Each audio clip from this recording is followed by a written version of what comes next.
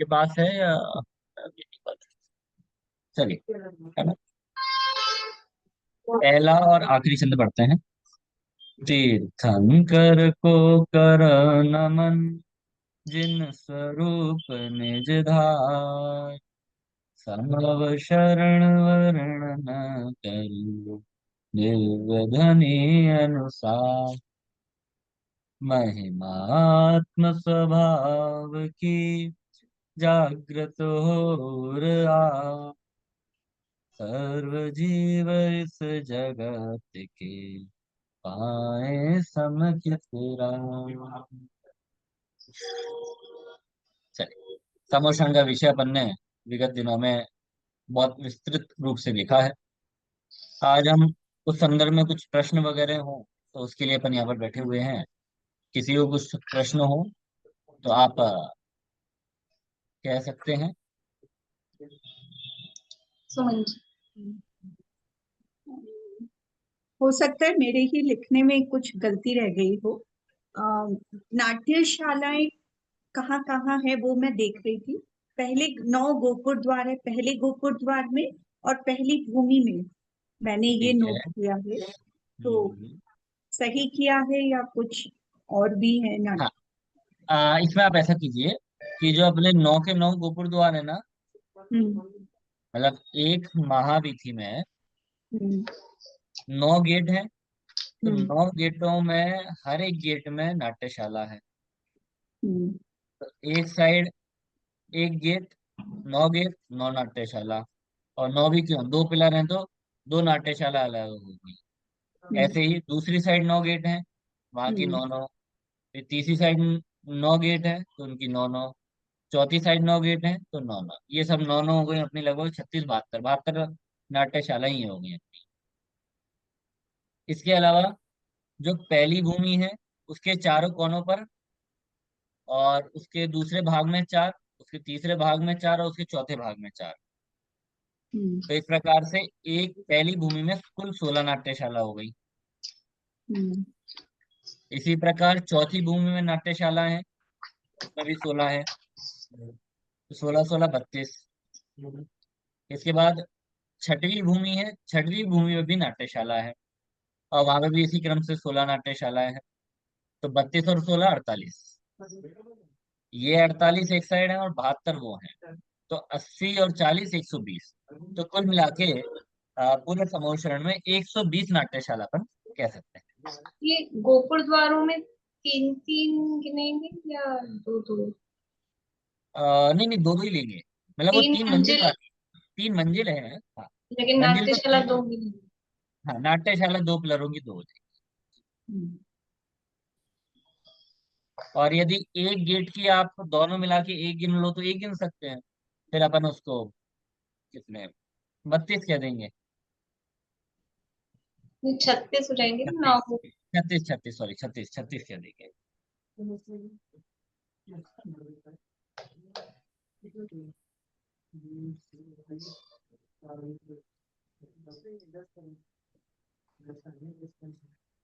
चलिए, और कोई।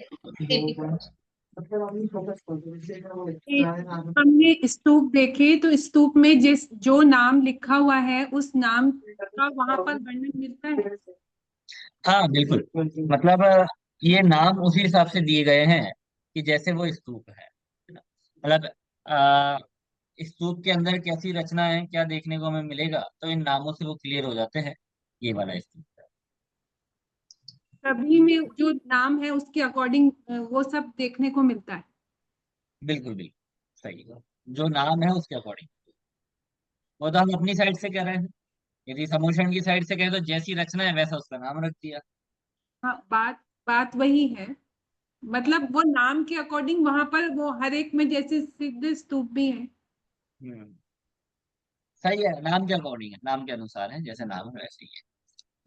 जी। हाँ, ये भगवान जो विहार करते हैं ना, तो पहले भगवान चलते हैं और पीछे मतलब अरिहंत परमेश्वरी चलती है और पीछे पीछे ये ध्वजाएं और ये सब चलते हैं, या फिर आगे चलते हैं। हाँ हाँ हाँ, देखिए कल अपन ने जो क्रम देखा था, मैं एक बार आपको दोबारा से यहाँ पे क्रम दिखा देता हूँ। आ, देखिए, आया आपके सामने।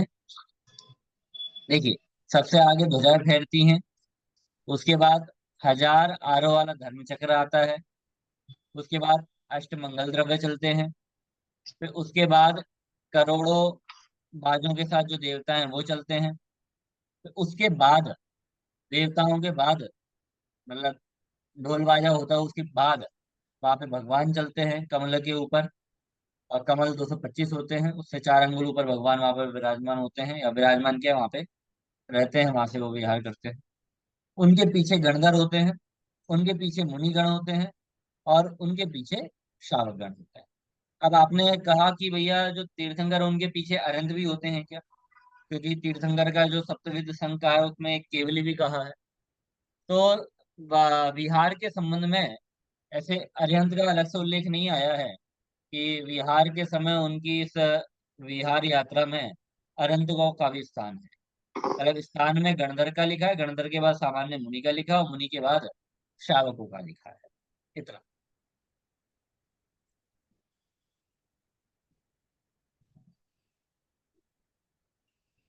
ठीक है। हाँ सुमन जी। ये जब विहार होता है तो भगवान के दोनों चरण एक साथ होते हैं, या हम जैसे चलते हैं एक कदम आगे एक कदम पीछे, मतलब एक एक चलिए, चरण? बहुत अच्छा प्रश्न है कि आपने पूछा कि जो भगवान है वो चरण उठा उठा के चलते हैं कि एक साथ चलते हैं। अब सुनने में तो ऐसे दोनों ही आते हैं कि कदम एक साथ भी ऐसे चलते हैं, और ऐसे ऐसे उठा के भी चलते हैं, है ना। आ, पर यदि ज्यादा प्रचलन कहें तो ज्यादा प्रचलित तो पैर रख के ही चलते हैं। और मुझे इसका मूल आगम प्रमाण ख्याल में नहीं है कि कौन सा क्या कहाँ पे वर्णन है। तो एक बार मूल में और देखना चाहिए, या मैं आपको फिर बाद में देख के बताऊंगा, है ना। नहीं तो वैसे ज्यादा मतलब भगवान के हिसाब से तो यानी उनकी महिमा के हिसाब से तो ऐसा लगता है ना बिना कदम उठाए ही चले, क्योंकि जैसे हाँ, जो चारण रिद्धिधारी मुनिराज वगैरह हैं वो भी, उसमें भी ऐसा है कि पैर उठा के भी चल सकते हैं, आकाशगामिनी में जो है बिना पैर उठाए भी चल सकते हैं, तो जब वो ही चल सकते हैं तो फिर भगवान भी बिना पैर उठाए एकदम चले, सही। ज्यादा वो लगता है। सही सही यहाँ एकदम, पर हाँ, मतलब प्रमाण। इस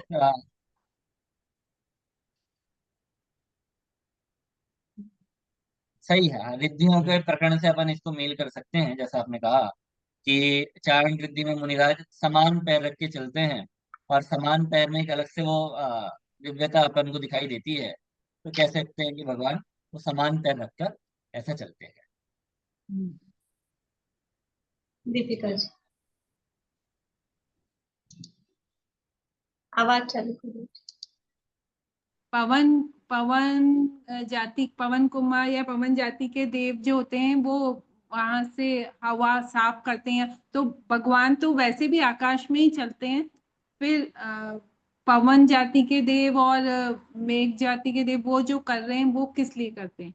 वो तो आसम भगवान तो देखिए, आकाश में। बहुत सुंदर आपका प्रश्न है कि भैया भगवान तो वैसे ही 5000 धनुष ऊपर है, और वहां पर मेघ, मतलब आप मान के चलो कि 5000 धनुष तो वैसे ही बादलों से बहुत ऊपर हो गया, हो गया।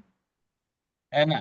पर बादल फिर भी और भी ऊपर हो सकते हैं उस समय, या ये तो एक केवल आसपास का वातावरण के हिसाब से बतलाया है कि जैसे अपन कभी विहार करते हैं, तो विहार करते समय क्या कि भैया हवा अच्छी ठंडी ठंडी चले, और मिट्टी ना उड़े। हवा चलेगी तो मिट्टी उड़ेगी। तो मेघ जाति के देव क्या करते हैं, हल्की हल्की वर्षा करते हैं, तेज नहीं करते, अभी जैसे गिर रही, हल्की हल्की करते हैं, तो मिट्टी में वो हल्का सा पानी आता है ना, तो एक अलग सुगंध आती है। तो एक वो आ, अलग से वो धूप वगैरह जलाने की जरूरत नहीं पड़ती, वो मिट्टी की सुगंध टाइप की हो जाती है। तो ये एक जो अच्छा विहार माना जाता है ना, वो एक ये उसके शुभ चिन्ह है। मतलब विहार करने जा रहे हैं, वहां पे पवन हल्की हल्की लहरा रही है, धीमी धीमी बारिश हो रही है, अच्छी सुगंध आ रही है। तो निमित्त नैमित्तिक संबंध जैसे पढ़ेंगे तो उसमें बहुत अनेक प्रकार की निमित्त बताए, तो ये भी उनमें से कुछ निमित्त हो सकते हैं। तो ऐसा वहां पर वर्णन है, और भगवान तो ऊपर ही रहते हैं। तो पवन का वैसे भगवान का अतिशय इतना है कि पवन कुमार जाति के देव कुछ करे ना करें, विघ्न बाधा कुछ होने वाली नहीं है। यह तो एक प्रसंग बतलाने के लिए बताया है। और वो ये श्रावक गण तो नीचे जमीन पर चलते होंगे, उनको थोड़ी चारण विद्याधारी वो चलिए, विधि। वो बहुत अच्छा है। भाभी कुछ कह रही है? हाँ, मतलब इसको अपन ऐसा भी समझ सकते हैं ना कि जैसे अपन रोज घर की सफाई तो करते हैं, लेकिन कोई मेहमान आ रहा हो, कोई और बड़ा आदमी आ रहा हो तो थोड़े एक्स्ट्रा करते हैं, तो भगवान की महिमा बताने के लिए, मतलब उनकी महानता बताने के लिए कि वो आकाश को भी साफ कर रहे हैं, झाड़ू बहार रहे हैं, ऐसा जो वर्ड उसमें दिया है, तो वो उनकी सही सही। महिमा के लिए। हाँ, है ना, मतलब मेहमान आ रहे हैं, उनकी मेहमान नवाजी कर रहे हैं, ऐसा मतलब एक अलग सा उत्साह है, वो उसका हाँ प्रतीक है। हाँ। श्रावक तो जमीन पर ही चलते होंगे। अब आपका प्रश्न है, भैया श्रावक कहाँ चलते हैं? श्रावक हवा में चलते हैं कि जमीन में चलते हैं? तो देखो, ये बहुत सारे प्रश्न ऐसे हैं कि हम यदि आगम में देखने जाएं तो सीधा देखने में नहीं आता कि भैया जमीन में चलते हैं कि ऊपर चलते हैं। पर हाँ, इसलिए मतलब आगम प्रमाण से तो मैं आपको नहीं कह सकता कि नीचे चलते हैं ऊपर चलते हैं, पर फिर भी जितना अब तक वर्णन अपन ने पढ़ा है, उसके आधार पे ये कह सकते हैं अपन कि कुछ ना कुछ ऐसी व्यवस्था निश्चित रूप से होती होगी कि जो श्रावक गण हैं वो भी भगवान के पीछे ही आते होंगे, है ना। मतलब क्योंकि और जितने भी हैं, देखो जैसे गणधर वगैरह हैं, इन सबको भी रिद्धियां प्राप्त है, मुनिराजों को नहीं है, श्रावकों को नहीं, बस दो ही जन ऐसे बचे जिनको रिद्धियां प्राप्त नहीं है। और बाकी पूरा काम तो वहां पे देवी देव कर रहे हैं। तो देव कुछ ना कुछ तो ऐसी व्यवस्था बिठाते होंगे जिसके कारण श्रावक और मुनिगण जो रिद्धिधारी नहीं है या हवा में नहीं चल सकते, उनके लिए भी वहां पर कुछ रास्ता होता होगा, ऐसा संभावित है ना? क्योंकि अपन ऐसा कहें 5,000 धनुष वो ऊपर चल रहे हैं और नीचे ये आधे चल रहे हैं, तो ये थोड़ा वो मजा, मतलब मजा टाइप का नहीं आता है ना? मतलब थोड़ा आगे पीछे हो तो फिर भी चल जाए। हाँ, पूर्णिमा। ऐसा भी पढ़ने में आता है कि 100 योजन तक सुभिक्षिता हो जाती है, 6 ऋतु के फल फूल हो जाते हैं। तो सुभिक्षिता तो नीचे वालों को ही होगी ना, भले भगवान ऊपर चल रहा है, गमन हो रहा है, ऊपर सब हो रहा है, पर उसका प्रभाव तो नीचे वालों पर भी आता है ना। 100 योजन तक सुभिक्षिता, 6 ऋतु के फल फूल वगैरह आ जाना, ये सब तो एकदम उस सही हिसाब से बात है।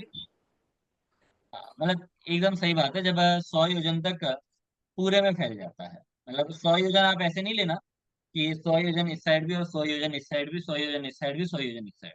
तो 100 इस साइड हो जाएगा, 100 इस साइड हो जाएगा, 200 हो जाएगा, है ना। तो 100 योजन लेना क्यों, ऐसा क्यों कहा?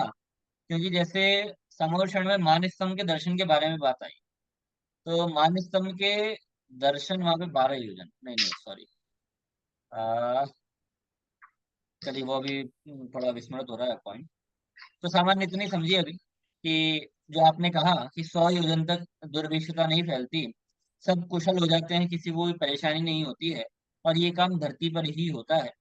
एकदम सही है, क्योंकि सब धरती पर रहने वाले हैं।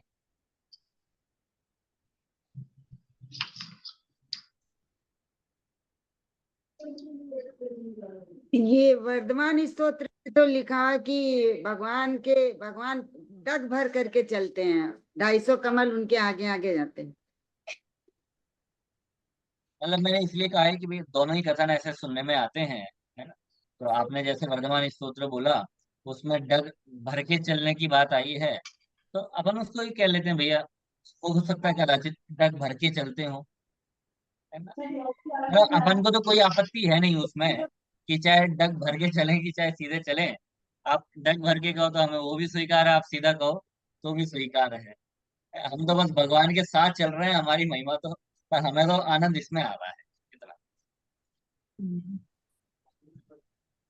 सुमन। पर आप इसको नोट कर सकते हैं ना, वर्धमान स्तोत्र में डग भरने वाली बात आई देवताओं को तो संकेत मिल जाता है कि भगवान को केवल ज्ञान हो गया, तो वहां आसपास की प्रजा को कैसे, जनता को कैसे पता चलता? और इतना बड़ा लंबा चौड़ा विस्तार है, और फिर वो समोशरण की रचना देखकर कौतूहलवश चढ़ते हैं, या उन्हें पता है हमें उपदेश सुनने जाना है, और फिर इतनी रचनाएं, इतना वैभव देखकर अटक जाते हैं, पूजा में बैठ जाते हैं? मतलब लास्ट तक तो पहुंचते कोई भव्य जीव ही है, ऐसा सुना है श्री मंडप भूमि तक। तो क्या चलता है वहां? ये बहुत अच्छा प्रश्न है आपका, कि आपने कहा कि भैया देवों को के तो अलग अलग संकेत होते हैं, उनको अलग अलग संकेतों के से पता चल जाता है कि भगवान का समोषण लगा है। हम धरती वालों को कैसे पता चलता होगा? तो धरती वालों को ऐसा देवताओं जैसा तो पता नहीं चलता कि भगवान को केवल ज्ञान हो गया है। पर धरती पर तो एकदम सामान्य चीज होती है, जैसे कि हमारे नगर में मान लो भगवान को केवल ज्ञान हुआ, तो हमारे नगर में हुआ है तो नगर की बात तो क्षण मात्र में पूरे नगर में फैल जाती है। तो जैसे नगर में राजाओं की बात फैलती है, ऐसी मानो कि जैसे केवल ज्ञान हुआ तो वहां पे उनकी खबर फैल जाती है। दूसरा, जैसे ही केवल ज्ञान होता है ना, तो वैसे ही देवगण यहाँ पर आ जाते हैं, और देवगण यहाँ पर आ जाते हैं और उनकी पूजा पाठ इत्यादि करते हैं। तो जो पूजा पाठ करते हैं उनका जय घोष लगाते हैं।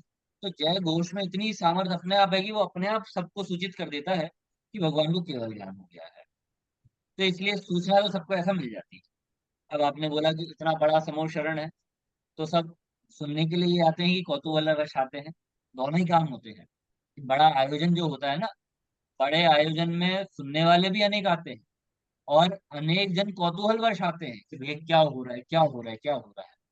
तो समूह शरण में भी पूरी संभावना ऐसी है कि कौतूहल वर्ष भी अनेक आते होंगे, क्योंकि ये तो जैसे हुंडा और सरपणी काल है। तो हम 24 तीर्थंकरों का काल देखें, तो बीच बीच में या बाद बाद के तीर्थंकरों में अन्य मतों की उत्पत्ति भी होने लगी। तो सब तो मान्य नहीं करते थे, पर कौतूहल तो हर एक के अंदर होते ही होता है। तो कौतूहल वश भी अनेक आते होंगे, और जब यहाँ पर आए, वैभव देखा, तो कदाचित हो सकता है परिवर्तित हो गए, कदाचित हो सकता है कि भैया परिवर्तित नहीं भी हुए हो, कुछ भी हो सकता है ऐसा। बढ़िया।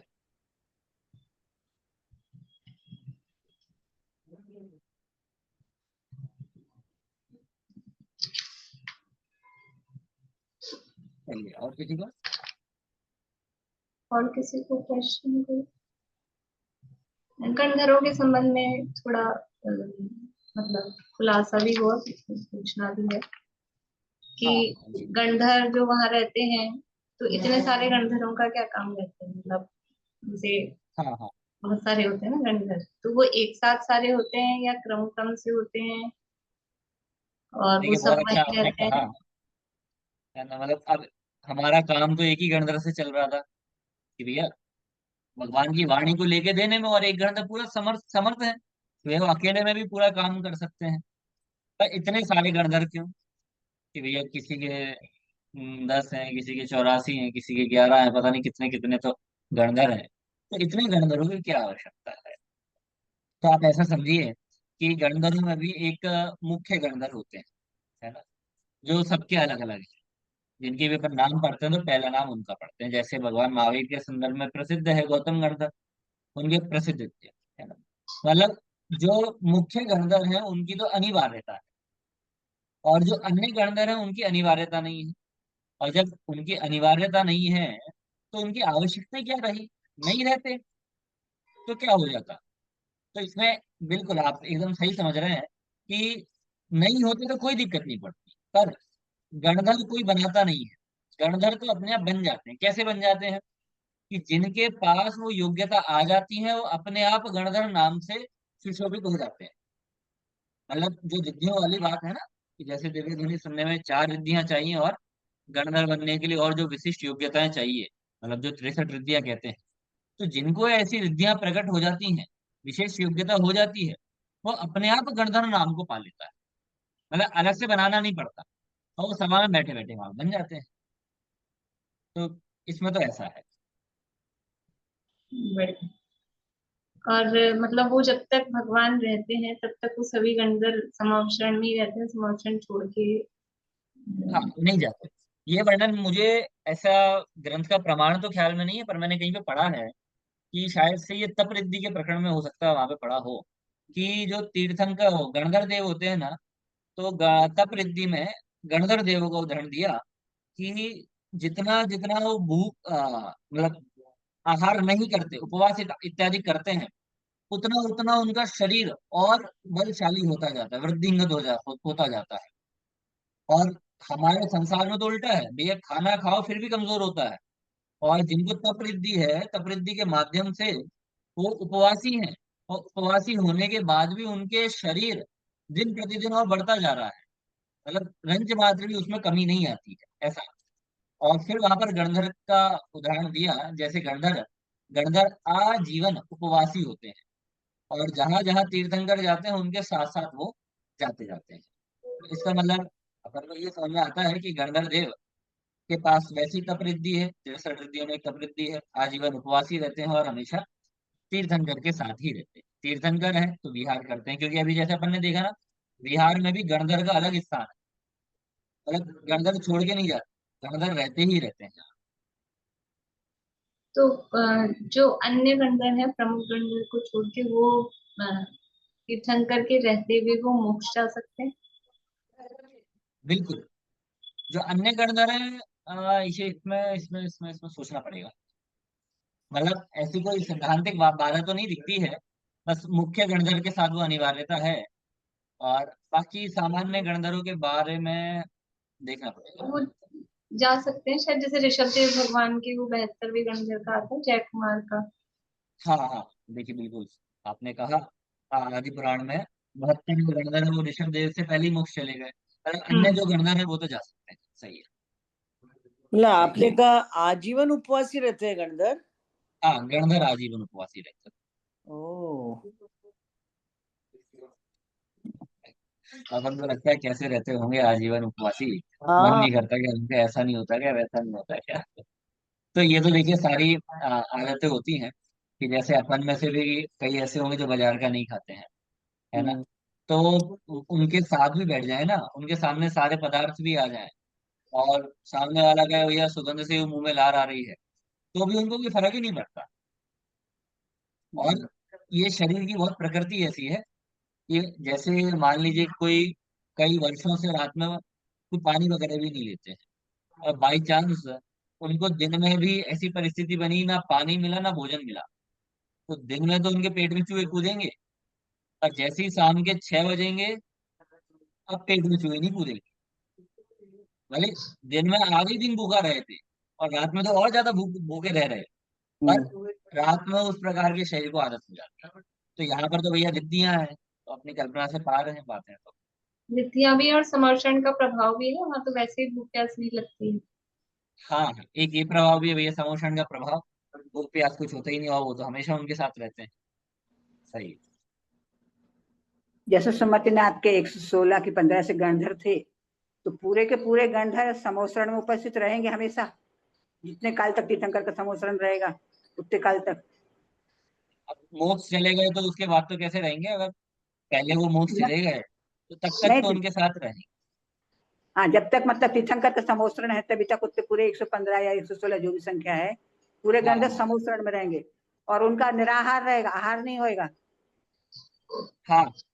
मतलब उन्हें क्षुधा और तृषा दो दो परिसर क्या, वो दो व्याधि ही नष्ट कर दी, ऐसा हो गया हाँ ना उनका हाँ, तो बिल्कुल। आजीवन के लिए। हाँ हाँ, मैं तो कह रहा हूँ 63 रिद्धियां हैं तो उनको तो फर्क ही नहीं पड़ना कुछ अब इन सब चीजों से, मतलब उन्होंने दूर क्या कर दिया, वो शरीर की प्रकृति ऐसी हो गई कि अब उनको फर्क नहीं पड़ने वाला किसी और चीज। जिससे जो ये गणधरों की संख्या आती है ना, जैसे ऋषभ देव भगवान के 84 हैं, सुमतिनाथ के 116 हैं, तो ये जैसे ऋषभ देव भगवान को केवल ज्ञान हुआ, तो हम्म। केवल ज्ञान होते ही एक साथ 84 हो जाएंगे ऐसा नहीं है। जैसे ही केवल ज्ञान हुआ और 84 गणधर उसी समय प्रकट हो गए, क्रम हाँ पूर्वक हाँ ही होंगे। हाँ, सही है, मतलब कुछ आपका कुछ कहना अलग ऐसा है अलग कि एक काल साथ बाद। 84 के 84 नहीं होते हैं, हाँ कि वो क्रमशः बढ़ते जाते हैं। हाँ और संभावित ऐसा भी हो सकता है 84 एक साथ ना हो, कि कुछ हो गए हों, और फिर मोक्ष। आखिरी जब 84 हो उससे पहले बीच वाले मोक्ष चले गए हों, मोक्ष। ऐसा भी संभव है। मतलब वो टोटल संख्या 84 है ऐसा। हाँ बिल्कुल। यानी इसी तरह से जैसे चक्रवर्ती की 96,000 रानियां होती हैं, तो वो सारी एट ए टाइम एक साथ 96,000 है ऐसा नहीं है, वो क्रम क्रम से होती जाती है। वैसे ही यहाँ पर भी इसी तरह से। सही। आशा आंटी।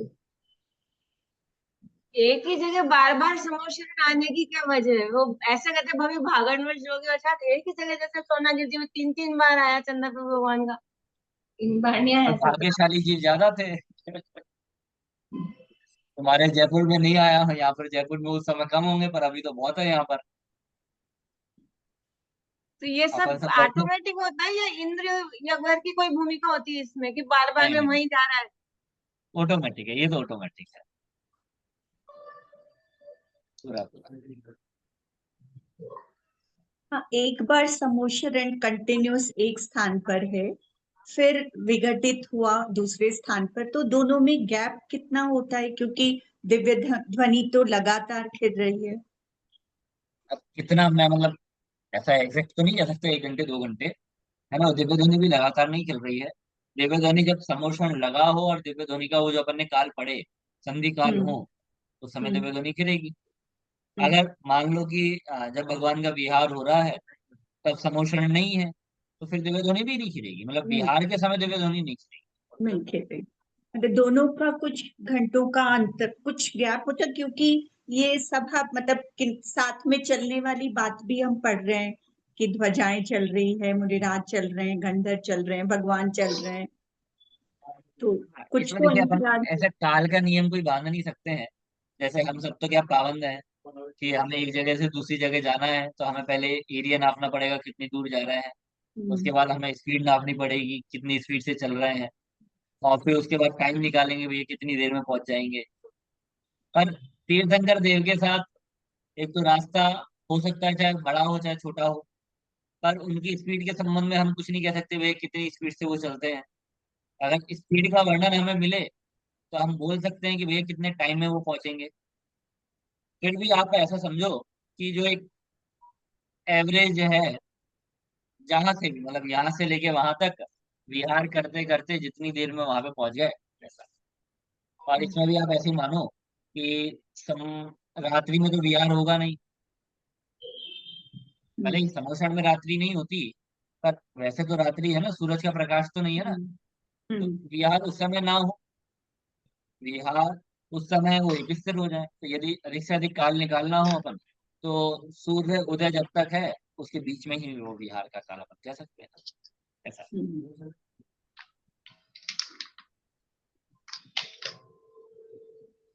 मतलब आश्चर्यकारी चीजें हैं, मतलब बहुत लॉजिक लगा के समझना मुश्किल है।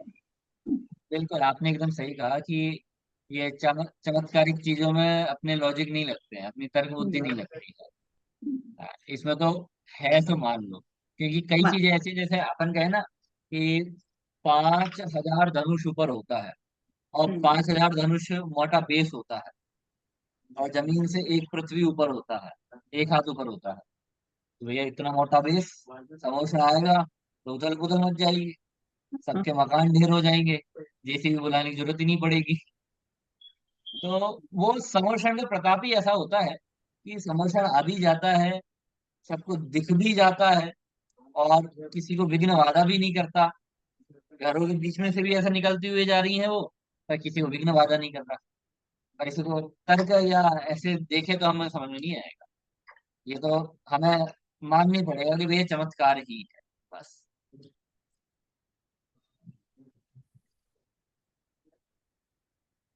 इसलिए तो समनभद्र आचार्य ने कहा कि हे तीर्थंकर, हम आपको इसलिए नमस्कार नहीं करते हैं कि आपके पास ये समोषण इत्यादि विभूतियां हैं, ये आप हवा में ही गमन करते हो। हम इसलिए नमन नहीं करते, ये तो कोई मायावी भी कर सकता है। इसलिए ये सब नमन करने के कारण नहीं है, इसलिए हम इसको महिमा के रूप में तो ठीक है ये चीजें हैं, पर चमत्कार का नमस्कार हमारे यहाँ वो चीजें नहीं है, ऐसा। असली चमत्कार तो केवल ज्ञान है, सही वो सही है सही, चमत्कार। सबसे बड़ा। हाँ, अभी मेरे ख्याल से प्रश्न तो किसी का नहीं है, तो आपने होमवर्क दिया था पहले। हाँ हाँ हाँ, चलो भैया बताइए, कौन बताएगा वर्तमान मंदिर और समोषण मंदिर में क्या समानता है? पहले समानता है। पहले है समानता बता दूं? अच्छा असमानता बताएंगे पहले, चलिए पहले असमानता हाँ, पूछते समोसरण देवकृत होते हैं मंदिर जी मनुष्यकृत होते हैं। और समोसरण पृथ्वी से 5000 धनुष ऊपर रचना होती है और मंदिर जी का निर्माण पृथ्वी पर ही होता है। समोसरण की रचना कम से कम 1 योजन तक रहती है। मंदिर जी का आकार इसके अनुपात में बहुत सीमित होता है और समोसरण जी का विघटन प्रत्येक अंतर मुहूर्त में हो जाता है। मंदिर जी के विघटन की व्यवस्था नहीं है या नहीं होता है। ठीक है। बढ़िया बढ़िया, जोरदार, बहुत अच्छे समो आपने पॉइंट सम, निकाले। बहुत सारे पॉइंट लिखे हैं मैंने। अच्छा अच्छा, तो अभी कोई और है क्या बोलने वाला, वरना आपसे कंटिन्यू करेंगे फिर। कोई और बताना चाहेगा पहले असमानताएं? अर्चना जी।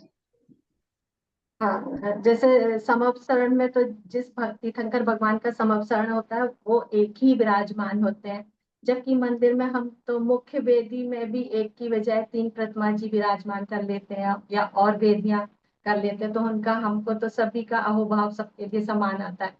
लेकिन समवसरण में तो मात्र एक ही तीर्थंकर होते हैं और कोई नहीं होते हैं, तो यह समानता है वहाँ की। और समानता तो यही है कि जैसे वहां भी वो समानता बाद में पूछेंगे भी। असमानता तो पहले यही। असमानता बता रहे हैं तो पहले सभी और असमान। मतलब बहुत छोटे जगह में होता है मंदिर और समवसरण तो बहुत लंबे जगह में होता है। बाहर की विभूतियां बहुत होती हैं जहाँ आदमी के अटकने के स्थान बहुत ज्यादा है, लेकिन मंदिर में तो आजकल ऐसा कहीं भी नहीं होता है। मंदिर में पहुंचते, हाँ ये जरूर है कि जिन्हें अटकना होता है वो बातें करके जरूर अटक जाते हैं और दूसरों को डिस्टर्ब करते हैं, ये है। और ये वहाँ मैं ये बताऊं, होता है। एक पॉइंट मैं भी बताती हूँ। और समोषण में तिर्यंश और मनुष्य और देव और गंधर्व सब बैठते हैं, मुनि आरिका, लेकिन मंदिर में ठीक सारे एक है, साथ नहीं बैठते हैं। मंदिर में तो अपन बाउंड्री खींच देते हैं भैया, यहाँ पर दूसरे आ ही नहीं सकते हैं लोग। आ हाँ जाते हैं तो हाँ निकाल देते हैं अपन। हाँ। क्यों निकालते हैं अपन? उनको दर्शन करने से नहीं रोकते, हम डरते हैं, हमारे अंदर वो भय का साया है ना, उस कारण से अपन निकाल देते हैं। चलो, समोस और अशुद्धि है वो तो है ही, ठीक है। बोलिए। समवसरण में 8 भूमियां होती है, मंडप होता है, यहाँ तो कुछ नहीं होता है। नाट्यशालाएं होती है, दीवार होती है, स्फटिक मणि रत्नों की, सारी रत्नों से रचना होती है, और यहाँ तो सीमेंट बालू से रचना होती है। सीमेंट से यहाँ पे रचना करते हैं, और समोशन में तो इतनी बिलात सारी चीजें होती है हमारे पास कि यहाँ पर तो केवल क्या भगवान और खाली जगह पड़ी हुई है। ठीक है, मतलब 8वीं भूमि है, केवल अपन ऐसा कहें, हमारा जो मंदिर है वो 8वीं भूमि का प्रतीक है। उसमें आगे की अन्य अन्य सारा भूमि वगैरह वो नहीं है। देवकृत होता है तो देवकृत का सारा ही फर्क होगा। सही है सही है। अपन चलिए, अब समानताएं पूछ लेते हैं, बहुत सारी समानताएं हो गई हैं। अभी अभी रेणु जी को और बताना है पहले। हाँ हाँ हाँ, रेणु जी। हाँ। मैम इसमें यह भी है कि समोसरण की रचना सामान्यतः चतुर्थ काल में होती है। मंदिर जी चतुर्थ पंचम दोनों काल में होते हैं। और समोसरण जी में जीव को संसार के कोई भी दुख या मतलब दुख का भास नहीं होता, सभी सुखी और मैत्री भाव पूर्वक रहते हैं। और सामान्यतः मंदिर जी में आने के बाद भी जीवों के आर्त रुद्र परिणामों में विशेष कमी नहीं दिखाई देती। यहाँ सिर्फ सम्यक दृष्टि जीव ही को ही भगवान की दिव्य ध्वनि सुनने का सौभाग्य प्राप्त होता है। मंदिर जी में सम्यक दृष्टि मिथ्या दृष्टि दोनों प्रकार के जीव आते हैं और गुरु के उपदेश और जिनवाणी का समागम प्राप्त करते हैं। नहीं, एक समझ मिनट, एक ये मिनट, ये एक मिनट। हाँ ये बोलो। गलत है। अमन जी बोलो। हाँ हाँ, मतलब मिथ्या दृष्टि समोषण में नहीं जाते, मतलब 8वीं भूमि में नहीं जाते हैं, ऐसा हाँ नहीं है। मतलब मिथ्या दृष्टि भी जा सकते हैं, है ना, पर एक आचार्य ने लेकिन बोला कि मिथ्या दृष्टि यही नहीं सुना है जाती। मैंने। नहीं नहीं नहीं, हाँ मिथ्या दृष्टि भी जा सकते हैं, अभव्य नहीं जा सकते हैं। नियम है अभव्यों के साथ, है अच्छा। ना। हाँ, वहां पे अभव्य कर लीजिए। और हाँ ये जो अपन ने अंतर बोला ना कि हाँ समोषण में जाने पे हमारे परिणाम शांत हो जाते हैं, मंदिर जी आने पे दिखाई नहीं देते हैं, तो वास्तव में ये अंतर निकालने वाला नहीं है। ये तो हमें समानता में निकालना चाहिए कि जैसे समोषण में जाके हमारे परिणाम शांत हो जाते हैं, वैसे ही मंदिर में आके हमारे परिणाम शांत हो जाते हैं। और नहीं, जिनके मंदिर परिणाम में शांत आके नहीं भी हो, और हाँ जिनके परिणाम शांत नहीं होते हैं तो उनको दर्शन कैसे करना है ये सीखना चाहिए। अगर ये सीख लेंगे तो वो भी वास्तव में मंदिर में शांत रह सकते हैं, ऐसा है। लेकिन आजकल साक्षात यही देखने को मिलते हैं, मंदिर में आके भी लड़ाई झगड़े पंचायती वगैरह, मतलब किस मकसद से आ रहे हैं और क्या करके जा रहे हैं आजकल ये देखने को बहुत, इस वजह से मैंने पॉइंट लिखा।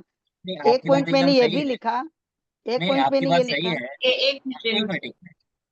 आपकी बात सही है, ये हमें वर्तमान में देखने को मिलता है। पर अभी क्या है, हम समोषण और मंदिर का अंतर पढ़ रहे हैं। और इसमें यदि हम ऐसे पॉइंट लाएंगे तो इससे मंदिर की जो महिमा है ना, वो घटती है। तो हमें महिमा घटानी नहीं है, हमें तो बढ़ानी है। तो ये वाला पॉइंट घटाने में काम आएगा। तो इसलिए हम इसको दूसरी तरीके से प्रस्तुत करें कि भैया मंदिर में आने आने पर तो शांति का अनुभव होता है, मन शांत हो जाता है। तो हमें मंदिर इसलिए आना चाहिए। और कदाचित आपको लगे कि मंदिर पे आने पे मन शांत नहीं होता, तो आपको सीखना चाहिए कि मंदिर किस प्रकार से आते हैं, भगवान के दर्शन किस प्रकार से करते हैं।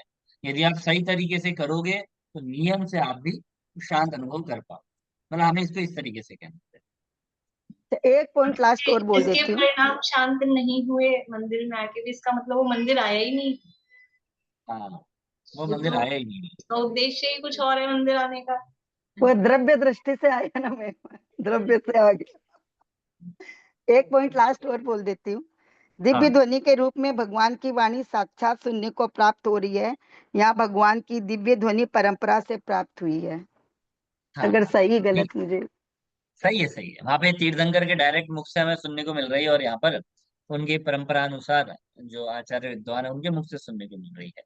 सही है। समानता ये है कि समो शरण जी कृत्रिम होते हैं और मंदिर जी भी कृत्रिम होते हैं, चलिए, दोनों ही। बहुत बढ़िया, बहुत अच्छा। और सही। कोई समानता बताना चाहेंगे? हाँ, समानता। और लोगों ने काम नहीं किया सब?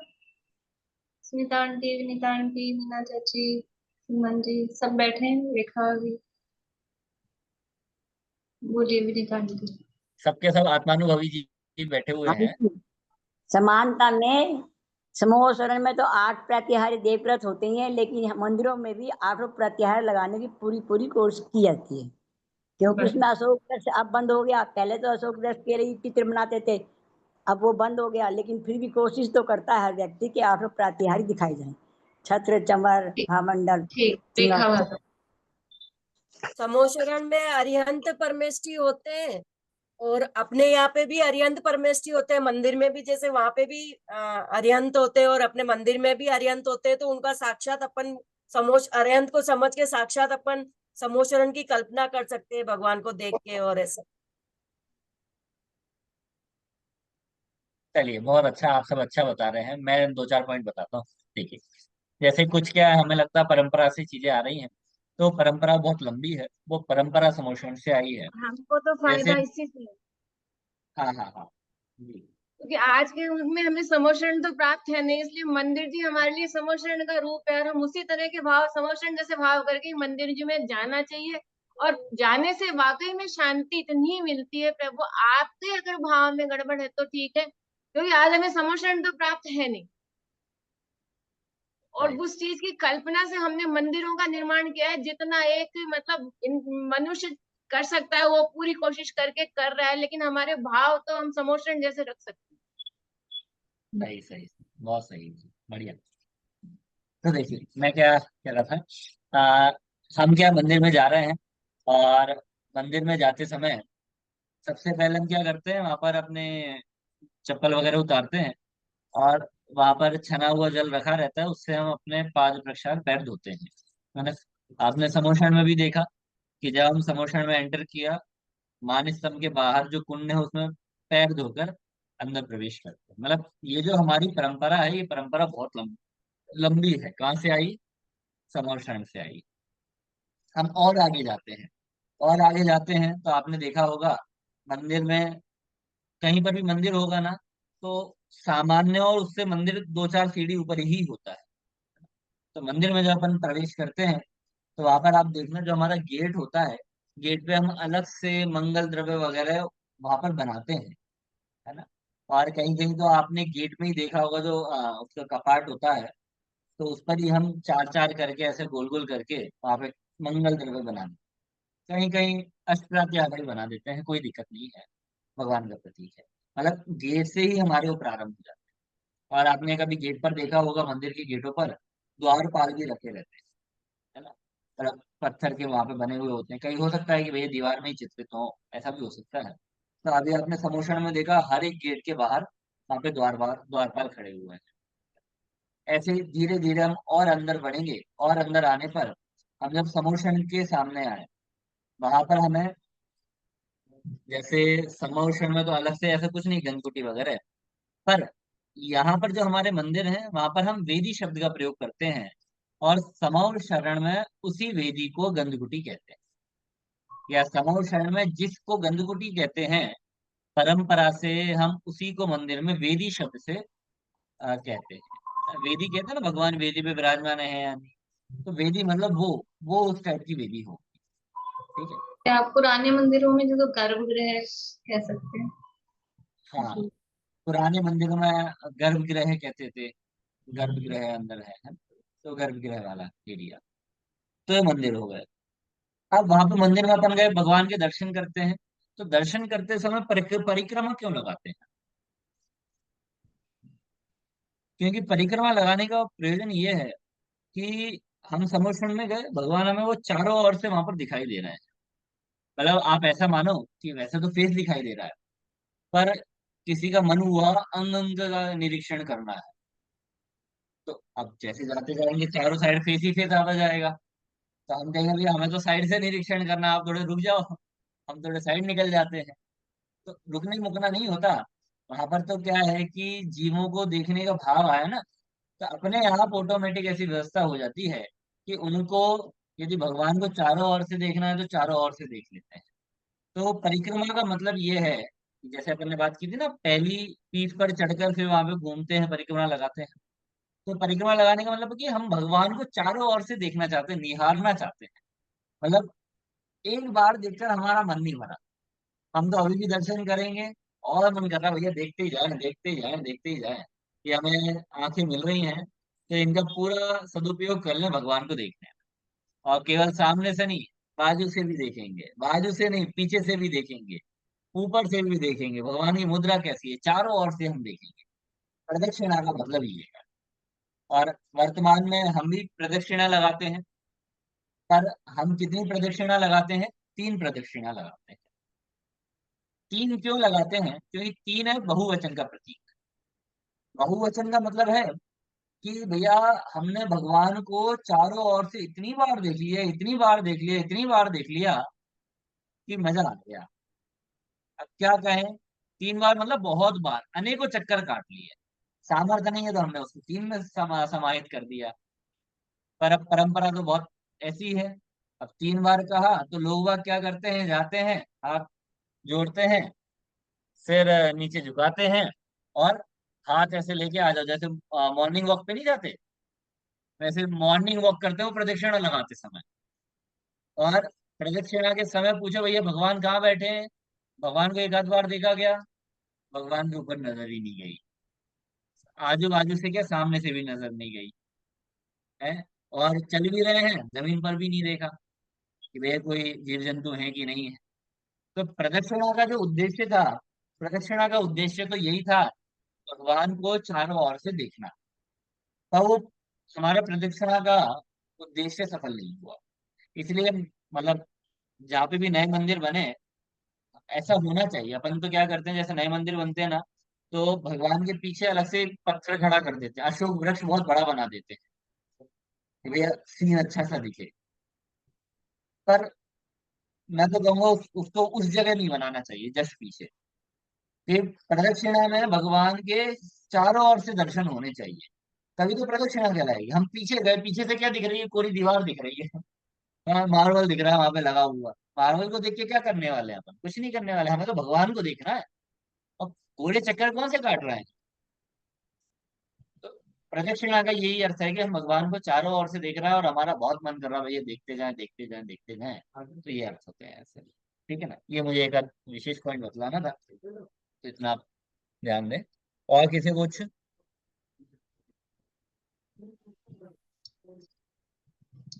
मैं एक दो पॉइंट बताना चाहती हूँ, मेरा पता भी हो जाएगा कि सही है कि गलत है। समोसरण की रचना जीवों के भाग्य और भावों के कारण होती है। मंदिर जी का निर्माण भी जीवों के भाग्य और भावों के कारण बनते हैं। मंदिर जी भी सही है ये। समोसरण जी आ, में वैसे तो सही है, पर मतलब जैसा पॉइंट भाग्य, समानता निकालना था। नहीं नहीं, जैसा भाग्य वो समोषण के विहार के संबंध में भगवान का विहार है, और यहाँ का भाग्य, दोनों भाग्यों में अंतर है।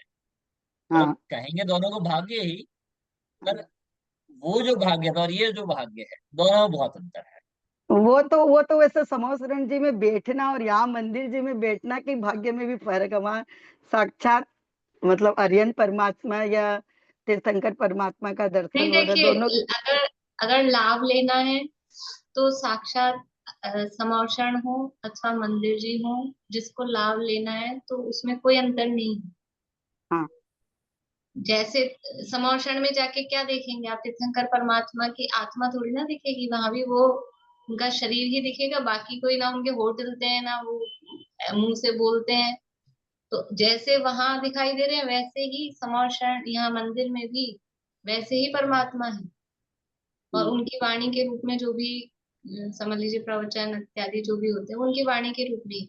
यदि हम ये समझेंगे कि यहाँ तो ये तो साक्षात नहीं है, तो मूर्ति है, तो वास्तव में लाभ नहीं मिलना है। नहीं वो ये भाग्य के वही वही लाभ मिलता है, मंदिर जी समौषण के ही प्रतीक हैं और वही हाँ लाभ मिलता है।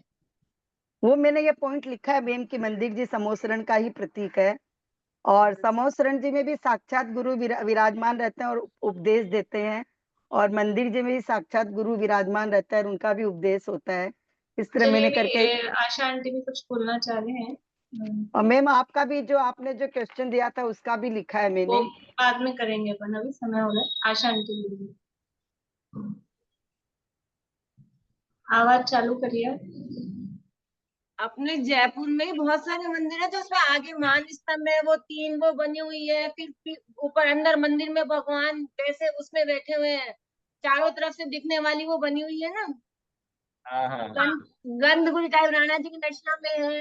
हाँ हाँ बहुत सारी जगह अपने बिल्कुल। जयपुर में ऐसे आमेर मंदिर है जो आमेर में बहुत भी है। कुछ समोशन से मिल रहा है। आगे मान स्तंभ है, तीन वेदियां भी है। अरे बटाजी बिल्कुल। नक्शा में भी लगा है मान स्तंभ, वही ऊपर चढ़ के मंदिर हाँ है। अब कहीं बिल्कुल। वेदियां और कहीं वैसी भी सही बनाई है। बहुत कुछ है, सही समोसन है। से मिलती हुई बनाई है। वो तो जितनी अपनी अपनी जितनी सीमा है उसी हिसाब से बनेंगे। तो कैसे मार्बल वाले सीढ़ियों वाले ऊपर चढ़ चढ़ के मंदिर, आगे मान स्तंभ, खूब सारे अर्चना जी गार्डन, बोल रहे हैं। नशिया वशिया, उनमें तो बहुत बना हुआ है। अर्चना जी कुछ कह रहे हैं। बहुत सारे मंदिर हैं ऐसे। हाँ, आवाज चालू कर लीजिए।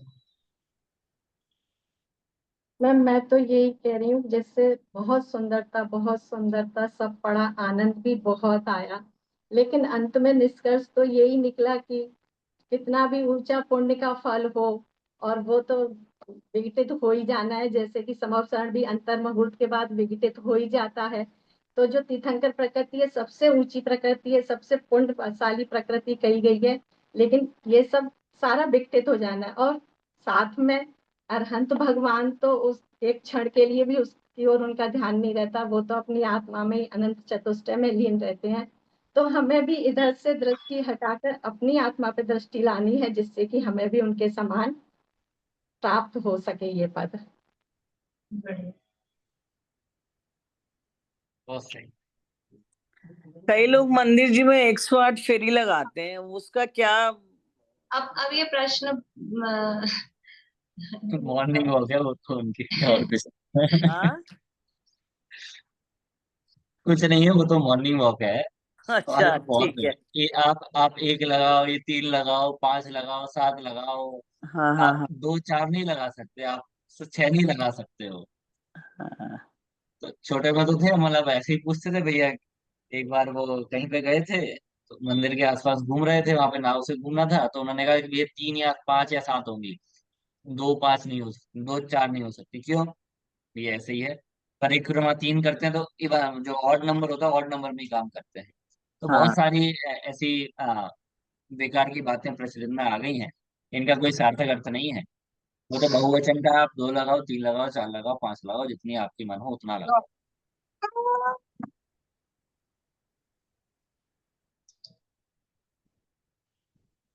चलिए, अमन जी का बहुत बहुत धन्यवाद और बहुत बहुत आभार। हम सभी को पूरे 7-8 दिन तक लगातार इतना समय निकालकर और समर्षण की महिमा से अवगत कराया, साथ में दिव्य ध्वनि और विहार किस प्रकार से होता है, इस सब के और लिए। आज के टाइम में हमें समोषण के दर्शन करा दिए। हाँ हाँ।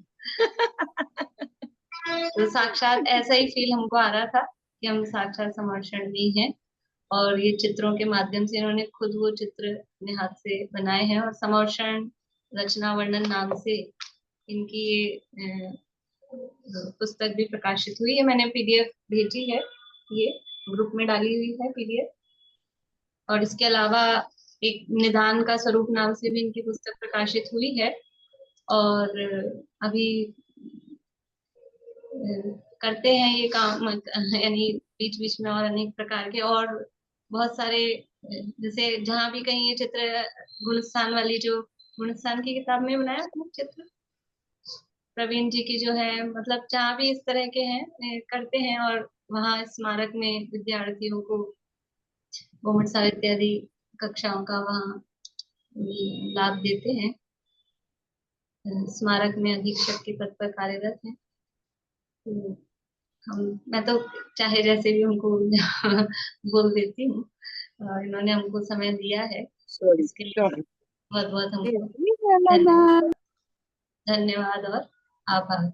बस अभी यही पूरा करते हैं। मैंने सबकी तरफ से कर दिया है, सबकी भावना तो हो रही है, लेकिन अभी इसके लिए जय श्री ज्योति जी वो आर के वो रत्नकरण पैच का इसमें टेलीग्राम में भेजिए ना लिंक।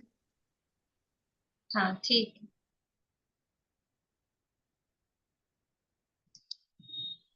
मेरे भी टेलीग्राम में ये रत्नकरण